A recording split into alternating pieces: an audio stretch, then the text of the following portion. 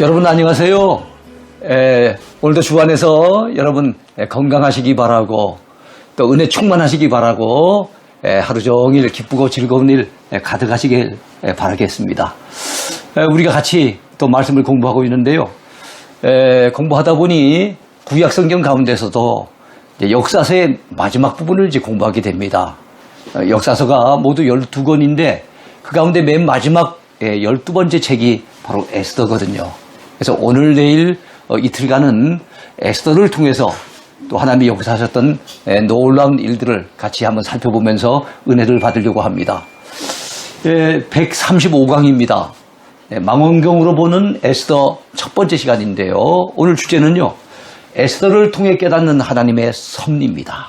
그래서 오늘 주제 하나님의 섭리, 하나님의 손길, 하나님의 주권 이런 것들을 여러분들이 마음속에 담으시고 강의를 들으시면 좋겠습니다. 자, 에스더 들어가기 서로 부분을 한번 살펴보겠습니다. 왜 에스더를 에스더라고 했을까요? 그 명칭을 먼저 살펴보겠습니다. 여러분 성경 가운데 때로는 주인공의 이름을 딴 성경이 있죠. 에스더, 룻기, 욥기 이런 것들은 주인공의 이름을 딴 성경입니다. 에스더 역시도 마찬가지예요. 주인공 에스더 이름에서 바로 에스더서가 나오게 됩니다. 이 이름은 페르시아어입니다. 에스더라고 하는 이름은 페르시아인데 에스테르라고 하는 이름에서 유래한 겁니다. 에스더의 원래 본명은 하다사였어요. 유대식의 이름은 하다사. 그것이 페르시아어로 바뀐 게 에스테르입니다. 그 이름의 의미는요, 별이라고 하는 뜻이 있습니다. 그래서 우리가 알고 있는 그 에스더 왕비, 바로 그 이름의 뜻은 별입니다. 헬라어 역본인 70인역과 라틴어 역본인 불가타, 영어로는 볼게이트라 그러죠. 이 불가타 또 기타 여러 역본들도 바로 이 에스더서의 명칭을 에스더라고 이름을 붙입니다. 자, 에스더는 룻기와 함께 성경 가운데 여인의 이름을 따서 제목을 삼은 두 권의 성경책 중에 한 권입니다. 에스더, 룻기. 이건 바로 여인의 이름을 딴 성경이에요. 신약 성경에는 그런 성경이 없습니다. 구약 성경, 그것도 역사서 가운데 두 권이 바로 여성의 이름을 주인공으로 삼아서 그 성경의 이름을 붙인 겁니다. 두 번째 저자를 살펴보겠습니다. 자, 에스더서 누가 기록했을까요? 에스더가 기록한 것은 아닙니다. 본서의 저자는 미상이라고 보시면 좋을 것 같아요. 유대인 유명한 역사가 요세푸스라고 하는 분이 있는데요. 이 요세푸스가 모르드게를 저자로 추정을 했습니다. 그러나 확실하지는 않아요. 모르드게일 가능성은 있죠. 단지 저자가 본서의 사건이 일어났을 때 페르시아에 거주했던 사람, 그리고 공중 문제를 잘 접하고 깊이 알고 있는 사람, 우리 경상도 말로 한다면 공중 문제에 대해서 빠삭한 사람, 그런 사람이라 볼 수 있고요. 민족을 대단히 사랑했던 유대인이었음은 틀림이 없습니다. 자, 세 번째 기록 연대입니다. 자, 본서의 기록 연대는 BC 464년에서 436년경으로 추정을 하고 있습니다. 왜냐하면 이 아하수에로 왕의 통치, 역사적으로 기록이 남아있는 이 통치 기간이 BC 485년에서 464년까지거든요. 한 20여 년 어간의 통치를 하게 되는데 바로 이 아하수에로 왕의 그 통치를 과거형으로 기록을 한 것을 보면 바로 아하수에로 왕의 통치보다는 그 후일에 기록됐을 것이라고 이렇게 추정이 됩니다. 자, 네 번째 주제를 살펴보겠습니다. 여러분 에스더서의 주제가 무엇일까요? 에스라와 느헤미야는 포로지에서 예루살렘에 돌아온 사람들, 귀환하는 사람들, 그 귀환한 유대인들을 통한 하나님의 섭리를 잘 다루고 있습니다. 그에 비해서 에스더는 포로지에 남아있는 유대인들과 관련된 하나님의 구원 섭리를 잘 보여주고 있습니다. 여러분 구약 역사서는 12권인데요. 그 12권의 맨 마지막에 나와 있는 3권 에스라, 느헤미야, 에스더는 동시대의 역사를 담고 있습니다. 그런데 그 가운데 에스라와 느헤미야의 이야기는 바벨론 포로지에서 돌아와서 귀환한 사람들의 그 돌아와서 했던 재건의 역사, 회복의 역사를 다룬다면 이 에스더는 바벨론 포로지에서 돌아오지 아니하고 남아있던 사람들의 역사를 다루고 있습니다. 왜 그들은 돌아오지 아니하고 남았을까요? 여러분 한번 생각해 보세요. 그 당시에 바벨론 포로지에서 돌아오면 기다리고 있는 것은 폐허입니다. 무너진 나라. 그 폐허의 그 현장이 그들의 삶의 터전이 될 터인데 그 삶의 터전이 다 무너져 있는 가운데 돌아와서 정말 살아가기가 너무 막막하겠죠. 여러분, 바벨론 포로 생활이 70년이 넘었기 때문에 그 오랜 세월 동안 여러분 고국 땅에 대한 그리움을 가지고 있었던 사람들은 노인들 일부를 제외하고 바벨론에서 태어나서 거기서 공부하고 살았던 사람들, 거기서 취직하고 거기서 결혼해서 살고 있는 사람들은 이 고국 땅, 이 이스라엘의 그 옛날 그 가나안 땅에 대한 기억도 없고 그 그리움도 별로 없는 사람들이에요. 그들이 고생이 뻔한 일인데도 돌아온다는 것은 사실은 쉽지 않죠. 그래서 돌아온 사람들보다는 돌아오지 아니하고 바벨론 땅에 그대로 남아서 살고 있었던 사람들이 훨씬 더 많습니다. 자, 그들이 여러분 하만이라고 하는 총리에 의해서 큰 위기를 만났고 그 위기 가운데 건진받은 이 구원의 사건을 바로 에스더는 잘 표현해주고 있습니다. 여러분 이 에스더서의 특이한 부분 중에 하나는 본서에서 하나님이라고 하는 단어, 여호와라고 하는 이름이 한 번도 언급이 안 된다는 사실입니다. 여러분 성경은 하나님의 책 아니겠습니까? 하나님의 말씀이잖아요. 근데 하나님이라고 하는 이름, 여호와라고 하는 이름이 등장하지 않으니까 어떤 문제가 생기겠습니까? 여러분 성경 가운데 가경의 반대말이 정경입니다. 가경은 성경에 가치가 없는 가짜 성경이라 보면 되겠고 정경은 이건 틀림없이 하나님의 말씀이 맞다라고 인정받은 바로 그런 성경이에요. 그 성경을 정경이라고 합니다. 정경을 결정하는 과정 속에서 이 정경으로 인정해야 되느냐 말아야 되느냐 그에 대한 그 반론이 만만치 않았어요. 자, 그러나 여러분 성경 주석가 메추헬리가 했던 말을 우리가 곱씹어 본다면 참 에스더서는 정경으로서의 가치가 충분히 있다라고 느껴집니다. 메추헬리는 이런 얘기를 했어요. 이 에스더서 가운데 그의 이름은 나타나 있지 않지만 그의 손길이 나타나 있다 그랬습니다. 이름은 나타나 있지 않지만 그의 손길이 나타나 있는 그 책, 그게 바로 에스더라는 거예요. 그렇습니다. 에스더의 내용을 읽어볼 때 모든 사건의 배후 위에는 하나님의 손길이 역사하고 계시다는 사실을 강력하게 증거하고 있다는 것을 느낄 수가 있습니다. 여러분 하나님의 보이지 않는 손길이 이 책에서 최소한 12개의 사건 속에 개입하신 그 기록이 엿보이고 있습니다. 12개의 그 사건들이 우연히 어쩌다 보니 우연히 또 우연히 여러분 이렇게 될 가능성은 4억 7,900만 분의 1이라고 그래요. 쉽게 말해서 가능성이 거의 없다는 얘기입니다. 어떻게 12개 사건이 계속 우연히 그렇게 일어날 수 있겠습니까? 그러나 에스더서에 나타난 이 12가지 중요한 사건이 하나님의 개입 가운데 하나님의 손길 가운데 그분의 뜻 안에서 일어날 가능성은 1분의 1입니다. 100%라고 이렇게 보면 되겠죠. 네. 이처럼 에스더서는 보이지 않는 하나님의 손길과 바로 그 하나님의 주권을 강조하는 책이라는 것을 알 수가 있습니다. 그렇습니다. 하나님의 섭리, 하나님의 주권, 하나님의 손길, 하나님의 개입 이런 단어들을 잘 떠올리면서 여러분들이 에스더서를 읽으시면 이해하는 데 대단히 도움이 될 것입니다. 자, 본서는 포로 기간이 끝난 후에 페르시아에서 하나님의 백성들이 겪었던 위기를 소개하고 있습니다. 하나님의 백성들, 유대인들, 그들이 겪었던 위기를 상세하게 소개하고 있는 거예요. 여러분, 하나님께서 그 위기 가운데서도 선민들을 극적으로 구원해 주신 사실을 또한 증거하고 있습니다. 그게 바로 에스더서입니다. 여러분, 흥미진진한 소설이나 영화처럼 이 에스더서는 드라마틱한 그런 사건의 전개 속에 펼쳐집니다. 여러분, 드라마적인 요소가 참 에스더서에 많아요. 또 드라마적인 요소에 보면은요, 너무 착한 캐릭터만 나오면 재미가 덜하지요. 근데 하만이라고 하는 이 약한 이 악당이 등장해가지고 또 드라마적인 그 요소를, 흥미를 더해주게 됩니다. 그 다음에 드라마가 여러분 위기적인 상황이 또 전개돼 가지고 그 다음 사건이 어떻게 될 것인지 이렇게 그 마음이 두근두근 하면서 그렇게 지켜봐야만 또 재미가 있잖아요.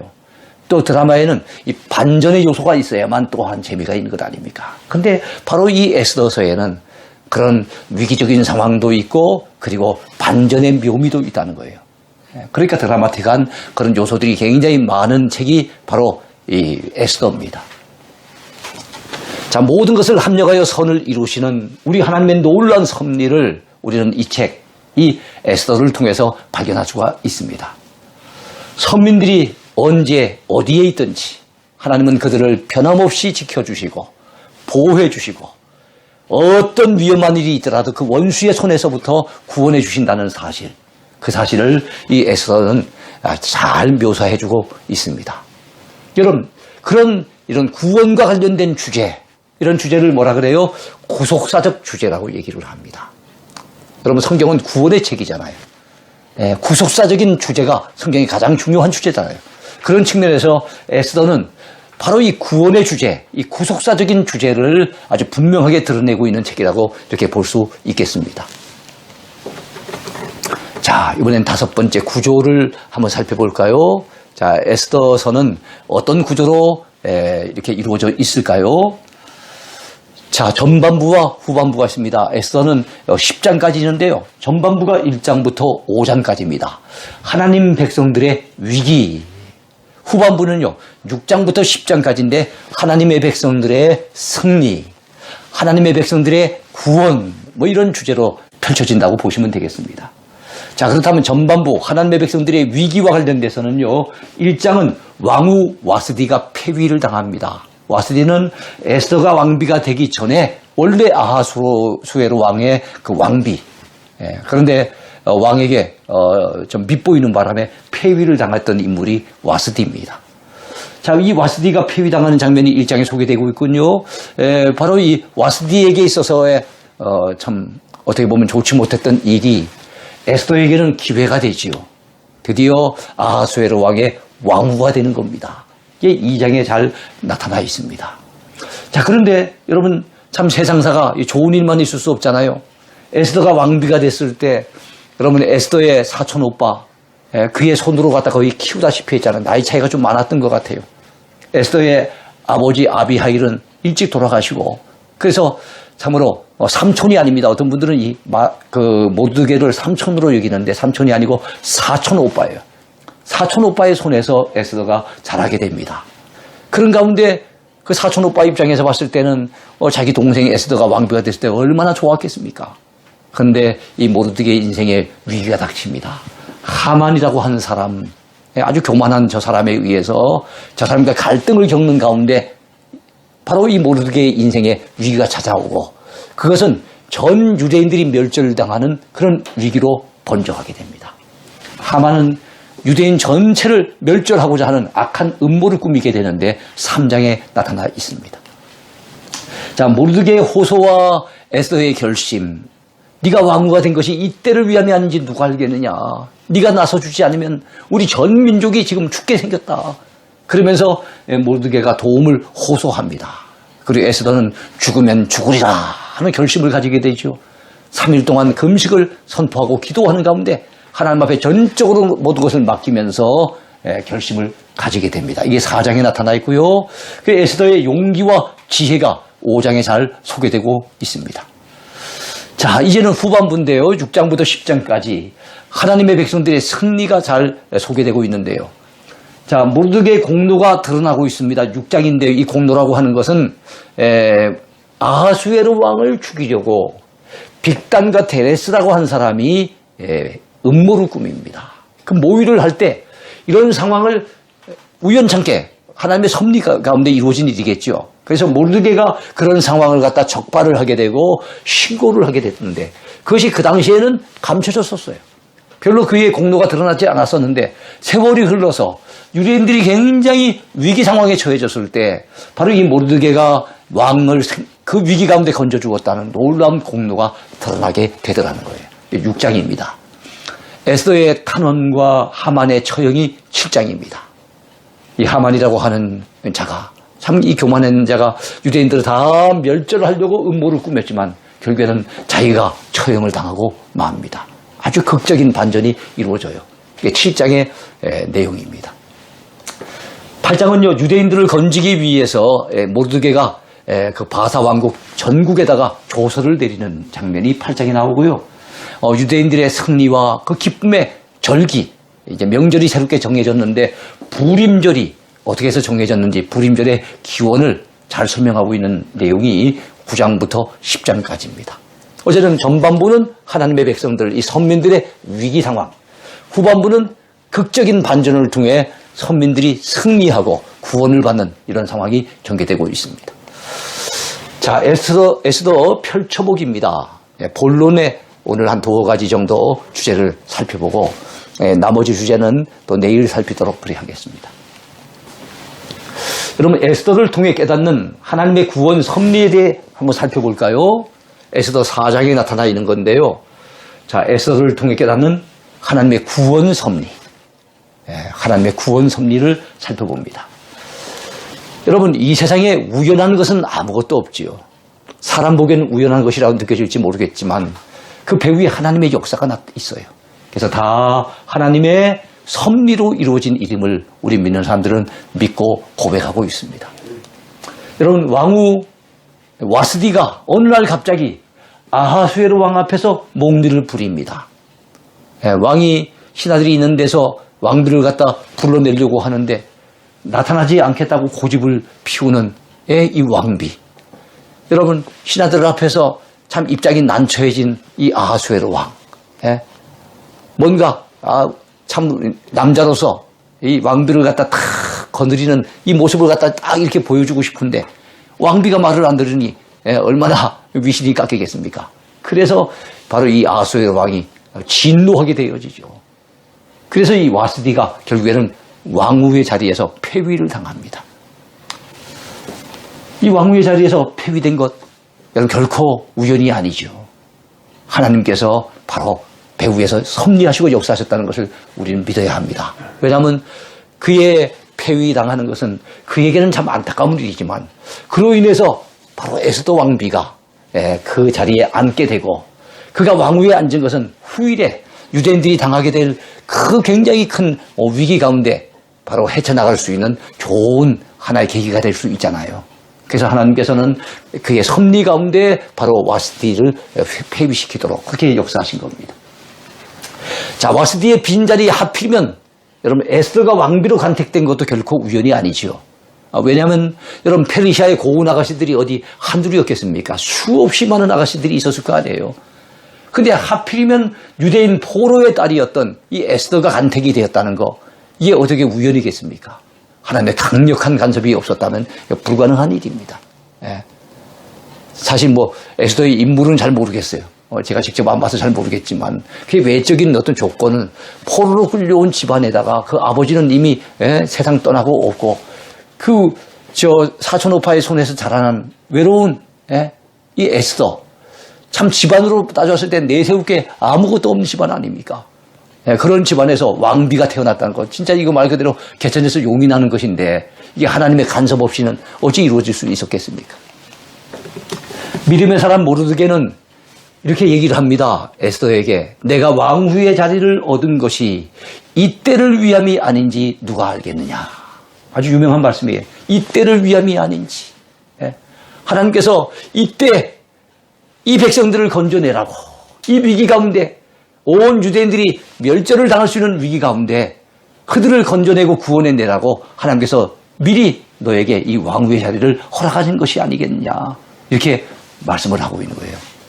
어떻게 보면 하나님의 섭리를 꿰뚫는 그런 표현이라고 볼 수 있겠죠. 자, 왕의 내시 빅단과 여러분 데레스가, 내시들 왕을 가까이서 모시는데 뭔가 왕에 대한 불만이 있었던 것 같아요. 이 빅단과 데레스가 원한을 품고 아하수에로 왕을 암살하려고 하는 음모를 꾸미게 됩니다. 근데 여러분, 그러한 사실을 이 모르드게가 지나치다가 알게 된 것, 세상 사람들이 봤을 때 그 우연한 것처럼 어떻게 우연히 보게 되는데 여러분 보통 이렇게 음모를 꾸민다면 은밀하게 음모를 꾸미잖아요. 근데 하필이면 그게 모르게 눈길 앞에서 나타나게 되고 그게 발각이 됐다는 거. 여러분 이게 결코 우연이 아니죠. 하나님의 섭리라고 우리는 분명히 볼 수 있는 겁니다. 여러분 후일을 위한 하나님의 세밀한 섭리가 있었던 그런 사건이라고 볼 수 있습니다.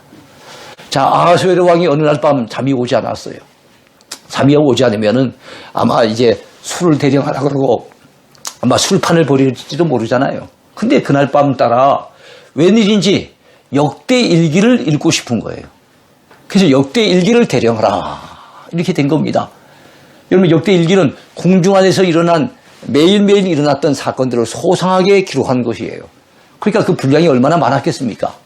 근데 하필이면 읽어나간다고 펼쳤는데 그 펼친 내용이 어떤 것이었겠습니까?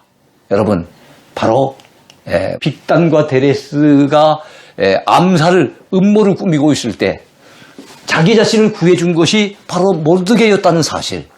그 사실을 왕은 까마득하게 잊어버리고 있었는데 그 역대 일기를 통해서 알게 된 거예요. 그래서 밑에 내시에게 물었겠지요. 내가 이때 이 모르드게에게 뭔가 포상을 해준 일이 있었느냐. 그랬더니 아닙니다. 뭐 경상도 말로 한다면 어디요? 언지에. 전혀 그런 일이 없었다는 거예요. 그러니까 왕 입장에서는 이 모르드게가 이런 귀한 일을 했는데 왜 내가 포상을 해주지 않았던 거? 굉장히 참 안타까운 마음, 미안한 생각이 들게 된 거예요. 여러분 이게 우연이겠습니까? 그로 말미암아 이 왕은 이 모르드게에 대해서 아주 깊은 애정을 가지게 되는 하나의 계기가 된 겁니다. 여러분 에스더는 민족을 구하고자 하는 일념으로 왕의 허락 없이 갑작스럽게 왕 앞에 나타납니다. 여러분 자, 그러나 아하수에로 왕이 노하지 않고 매우 기뻐하며 에스더를 맞이했던 것도 결코 우연은 아니었을 거예요. 이거는 설명이 좀 필요한데요. 여러분, 성경을 읽다 보면 때로는 이해가 안 되는 부분이 있죠. 그런데 이 에스더와 같이 그 내용상에 별로 참 어떤 극적인 요소도 있고 재미도 있고 역사적인 부분이기 때문에 그렇게 어려운 일이 없습니다. 근데 이 대목에서는 고개를 갸우뚱하는 그런 대목이 있어요. 그게 무엇인가 하면은 아하수에로 왕을 접견하기 위해서 이 에스더 왕비가 나아갈 때 죽으면 죽으리라 결단을 하고 나간다는 거예요. 아하수에로 왕은 에스더에게 누굽니까? 남편 아닙니까? 남편을 만나러 나가는데 죽으면 죽으리라고 각오하고 나가는 그런 부인이 있겠습니까? 요즘 여러분 남편이 퇴근을 해오는데 집에서 부인이 있다가 남편을 만날 때 내가 오늘 죽을 각오를 하고 만나야 되겠다 이런 부인이 있겠습니까? 없잖아요. 근데 그 당시에는 비록 에스더가 왕비이긴 했지만 아하수에로 왕 입장에서는 자기의 허락 없이는 어느 누구도 자기를 만날 수 없도록 법적으로 정해놓은 거예요. 그 당시 아하수에로 왕뿐만이 아닙니다. 그 당시 상황 속에서는요, 임금을 몰래 이렇게 암살하려고 하는 이 모의, 음모가 많았어요. 이번에도 이 빅단과 데레스의 사건만 하더라도 에스더서 안에도 그런 사건이 있잖아요. 그러니까 그 당시 임금들 입장에서 봤을 때는 자기 가족, 심지어는 자기 부인이나 왕자, 공주가 찾아오더라도 자기가 필요하면 부를 것이지 자기의 허락 없이 나오게 될 경우에는 만약에 그 왕이 화가 날 경우에는 그 사람을 죽일 수도 있었다는 거예요. 그러니까 에스더 왕비 입장에서는 한 달 동안 자기 왕을 보지 못했어요. 이 아하수에로 왕에게는 아마 후비도 많이 있지 않았겠습니까? 후비에게 빠져 있었는지 모르겠지만 왕비에게 한 달 동안 나오지 않았던 왕. 여러분 그런 입장에서 그 왕을 갖다 아련한다는 거 얼마나 위험한 일입니까?